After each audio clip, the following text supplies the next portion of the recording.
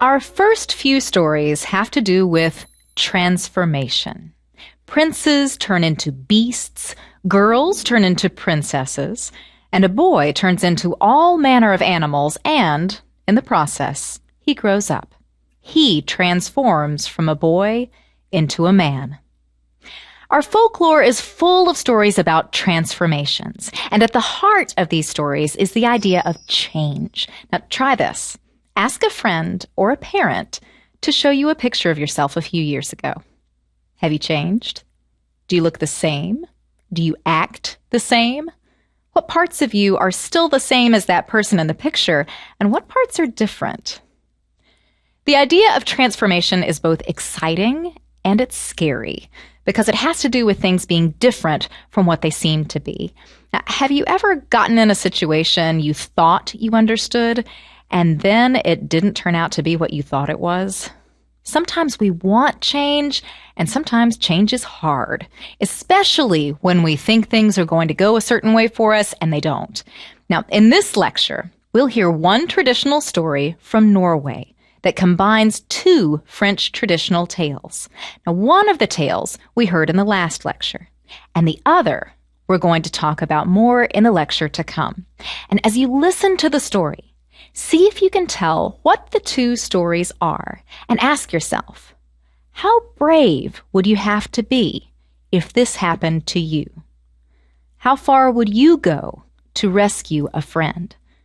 Now, this is a longer story, and it's really exciting, so just sit back and relax and listen. You'll hear the story in this lecture, and we'll talk about some of the story's themes of transformation and of bravery in the next lecture. The story is called East of the Sun, West of the Moon, from Norway.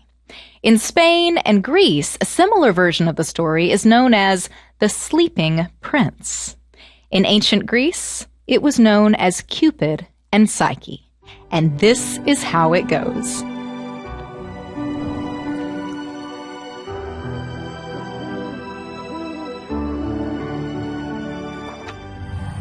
There once was a woodcutter, and this woodcutter was very poor. He lived with his family in a small cottage on the outskirts of a woods.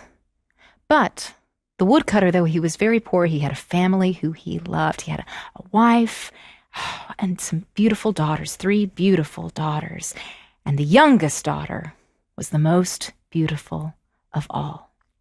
And one evening, it was getting to be later on at night. The snow was coming down. The winds seemed to be blowing from all 4 directions. And they were each sitting in that main room of that little cottage, each of them doing one thing or another. And all of a sudden, they heard a knock at the door. And the woodcutter, he cracked open that door. The wind was howling, but he went out and he saw at the edge of the woods a bear. It was a large, white bear with thick, white fur, and it came lumbering out of that woods. And as it lumbered out, it came into the clearing where that cottage was. It stood up on its hind legs, went right over to that woodcutter, and it looked down and it said, "Good evening." Well, the woodcutter looked up and and the bear spoke up again. "Can I have your youngest daughter?" You see, if you give me your youngest daughter, I will give you treasure. I will make you as rich as you are now poor. And he wasn't sure what his daughter would think about this. So he told the bear that he would think about it and ask his daughter. And the bear said, "I will come back in 1 week." Got down on all 4s and lumbered back into the woods. Well, the woodcutter, he went back inside. Oh, and he shut the door. And he went over to his youngest daughter, and he told her what the bear had said, that they would have treasure, and they were very poor. They were so hungry. They had barely had enough food to afford 1 meal each day, and he told her, we need this food. What do you think? Will you go with the bear? And what would you say if your father asked you to go off with a bear? That's exactly what she said. "No! But daughter, he will give us food." "No! But daughter, no!" And she said that for a week. And finally, at the end of the week, she relented. She said that yes, she would go with the bear. She knew it was the only option to save her family.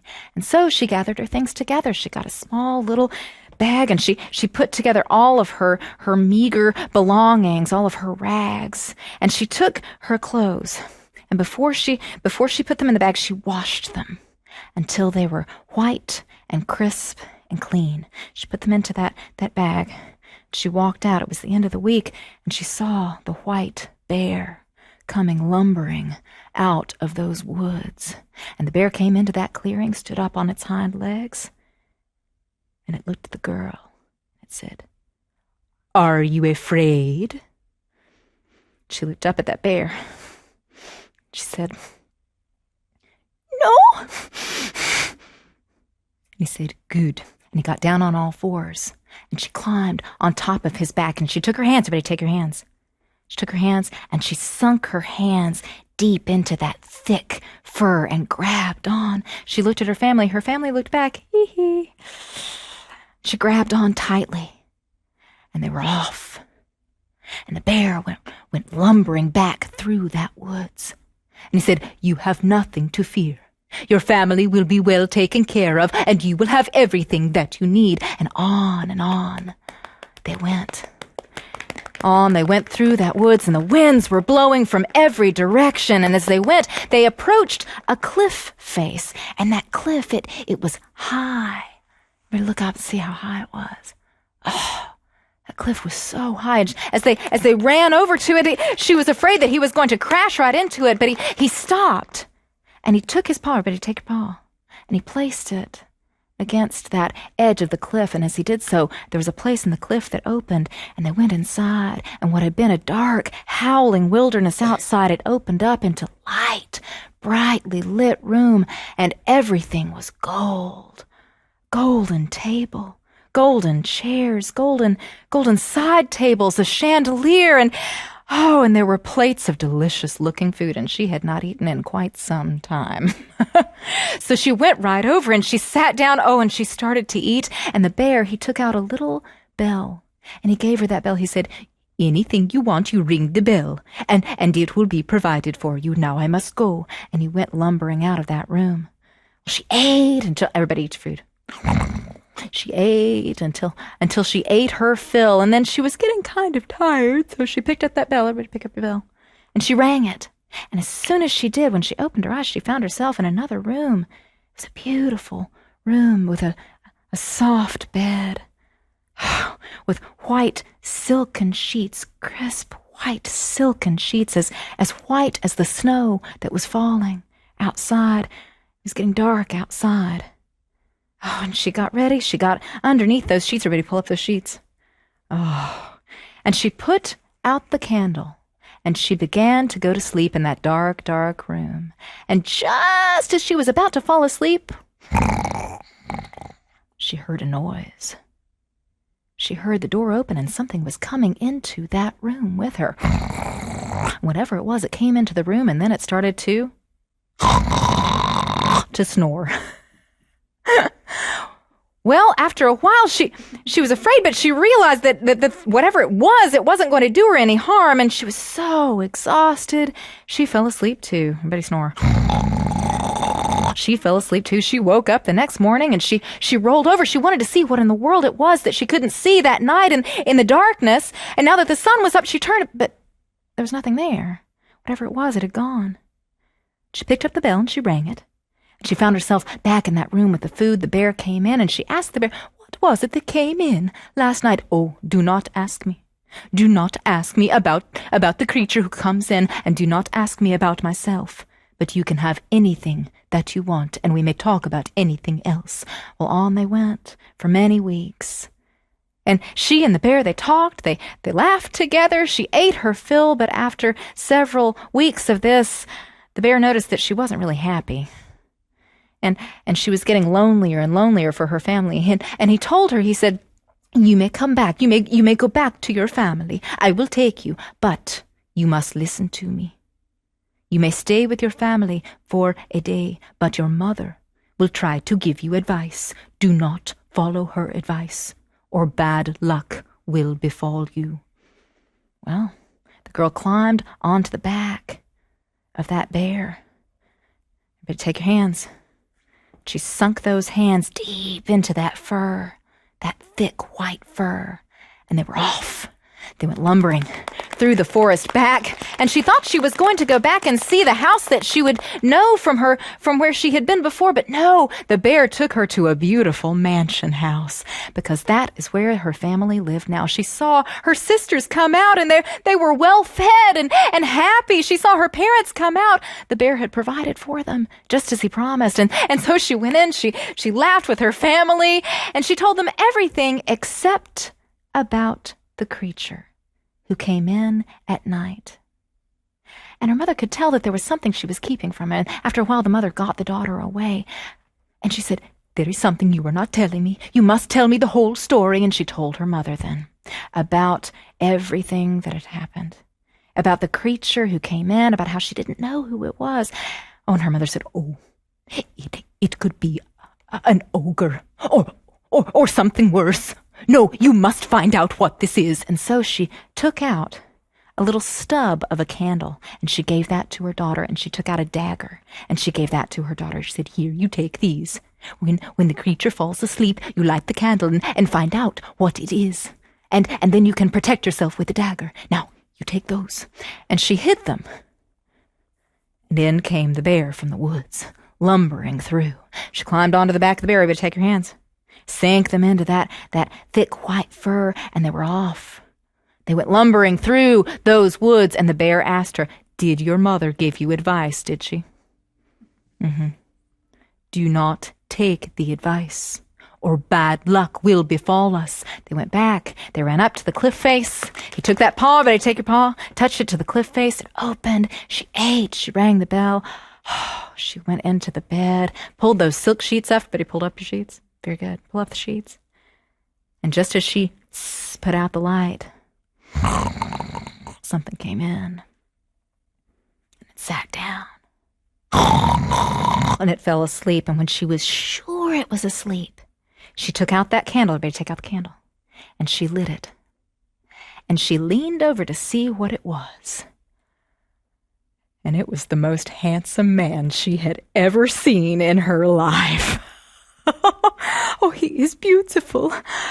And as she leaned over, 3 drops of tallow dripped from that wax, from that candle, and it fell onto his shirt. And he woke up, and he looked at her, and she looked at him, and he said, "Oh, no." And she recognized the voice. It was the voice of the bear.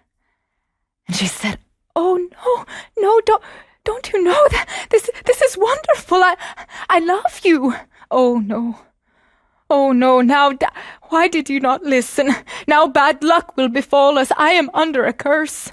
No, I am cursed to be this way unless some young girl could live with me for a year without knowing my real form. I am a prince. But now that you have seen my true form, now I must go back to the land east of the sun, west of the moon. And I must go back to marry an ogress princess with a nose 3 yards long." But I love you. Can I follow you there?" "No, it is too far. But I must find the way." "No, you cannot come." And they sat all night together, weeping. And when they had cried so much they were exhausted, she fell asleep. And when the girl awoke, she found herself in a clearing. The cliff was gone. The palace inside the cliff was gone. There was dew all over the grass, and there she was alone, and she wept. She wept for what could have been.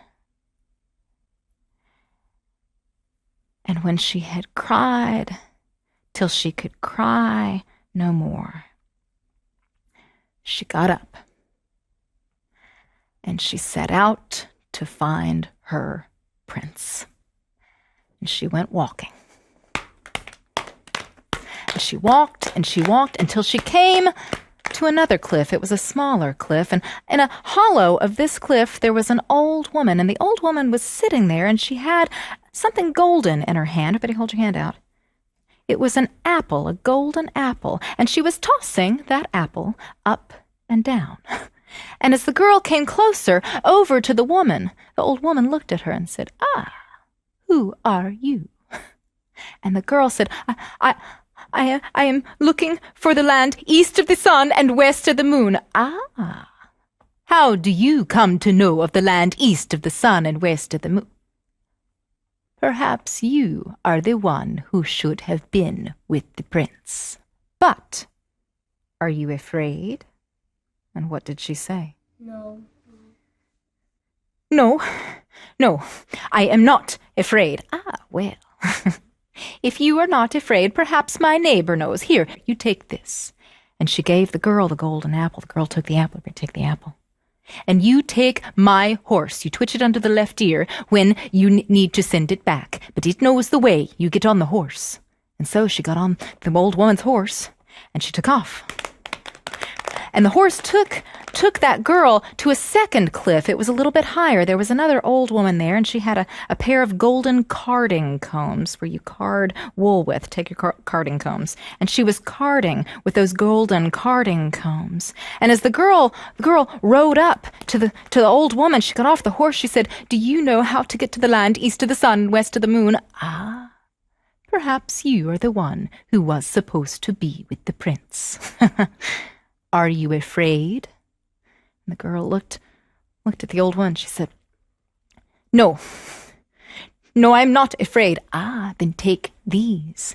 And she gave the girl the golden carding combs. She took the golden carding combs. "Take them. You ride on my horse. I don't know how to get there. Maybe my neighbor knows. You go." And so she rode on that second horse.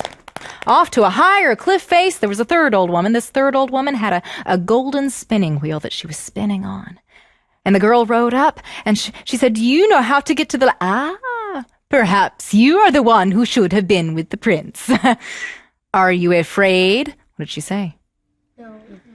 No, I am not afraid." "Ah, then take this." And she gave her the golden spinning wheel. It must have been pretty heavy, yeah? "Take your golden spinning wheel." "Okay." She put that with her. "I do not know how to get to the land east of the sun, west of the moon, but perhaps the west wind knows. You get on my horse. My horse will take you to the west wind." And so she got on the horse, and she rode to the west wind. And the west wind said, "No, I have never blown that far, but are you afraid?" What did she say? No, I am not afraid." "Then climb onto my back." She climbed onto the back of the cool west wind, and that cool west wind blew her to the west wind's brother, the east wind. And the east wind, the east wind said, "No, I have never blown that far, but are you afraid?" What'd she say? No, I am not afraid." "Well then, climb on my back. Maybe my neighbor knows." She climbed onto the back of the east wind, and that rough east wind, it took her over to the south wind. And the south wind said, "No, I have never blown that far, but are you afraid?" What'd she say? No, I am not afraid." "Then climb onto my back." She climbed onto the back of the south wind. That warm south wind took her to the north wind, and the blustery north wind said, "How did you come to know of the land east of the sun and west of the moon?" "Perhaps you are the one who should have been with the prince." "Are you afraid?" What did she say?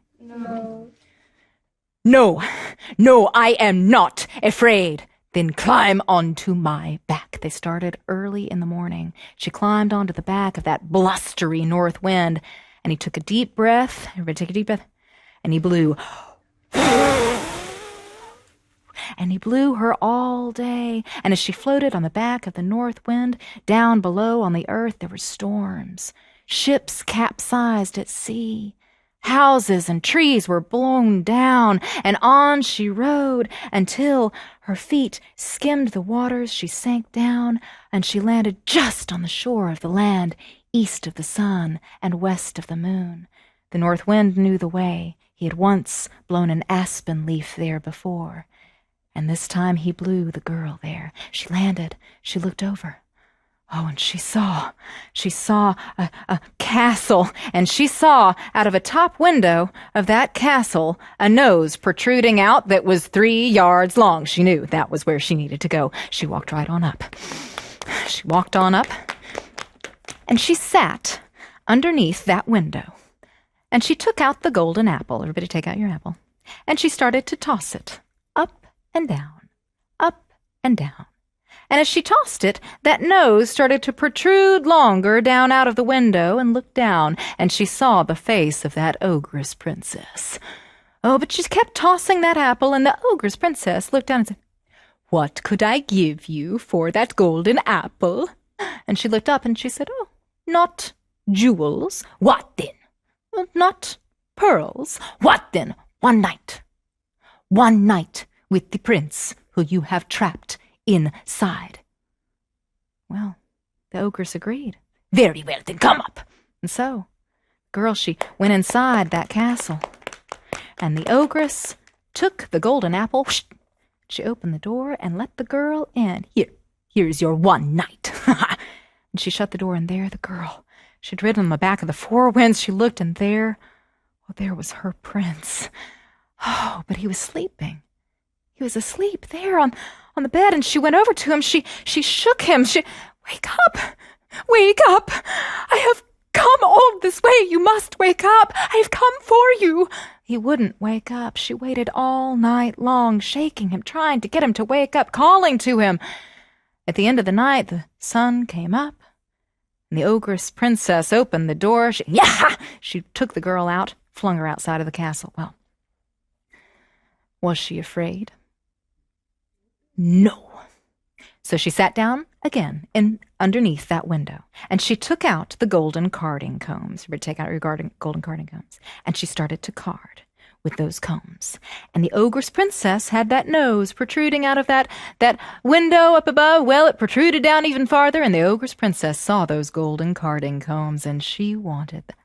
"What could I give you for the golden carding combs?"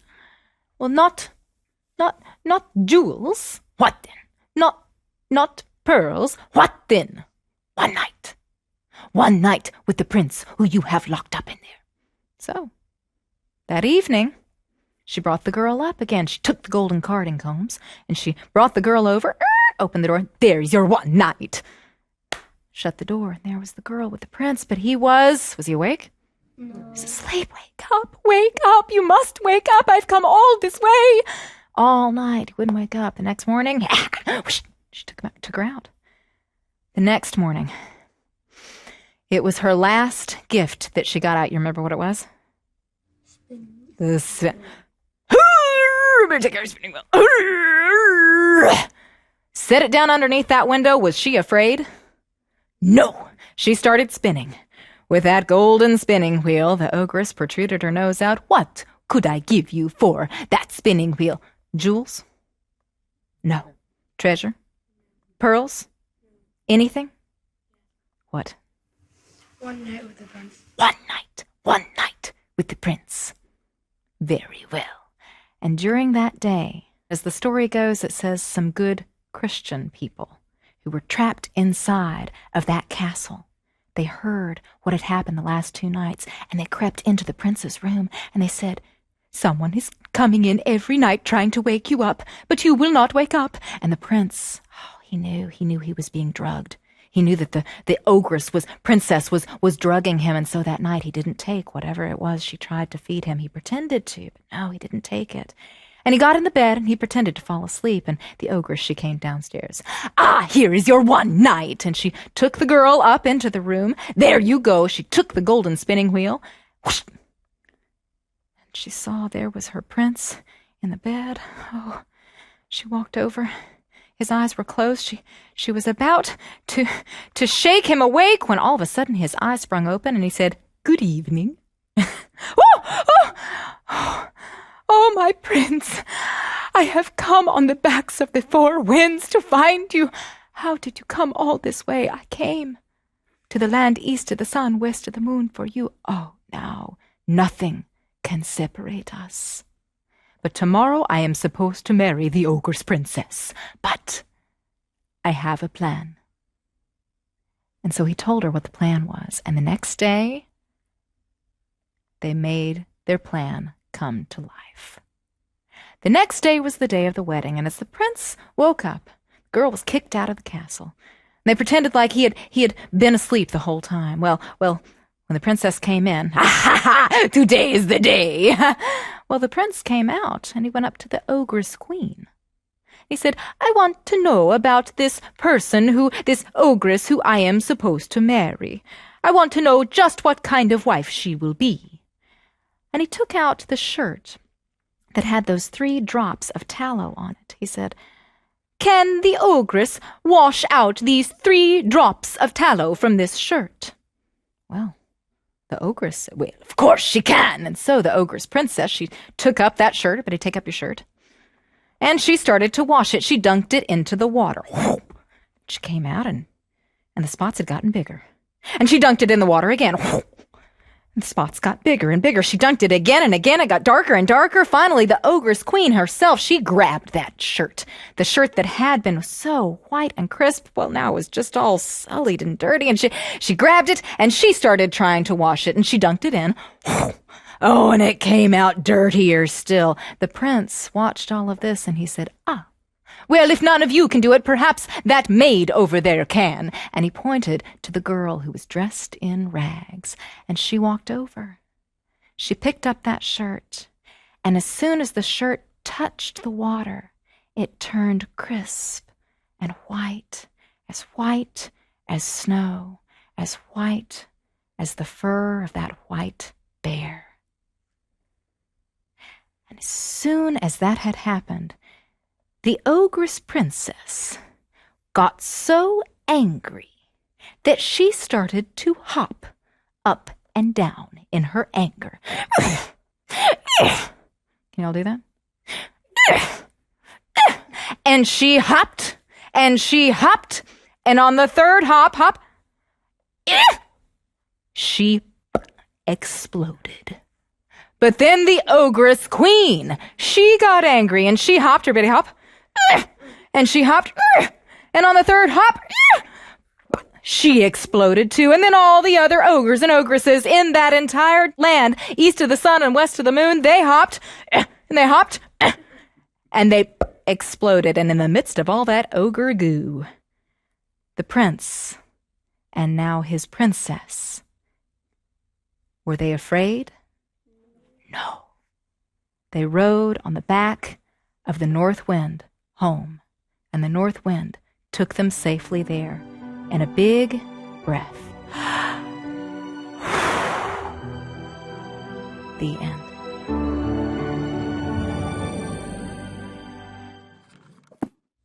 In life, it's wise to be cautious about who we trust. And it's only by seeing the bear's true form, he's a prince, that she finally trusts him. And then it's too late. He's gone.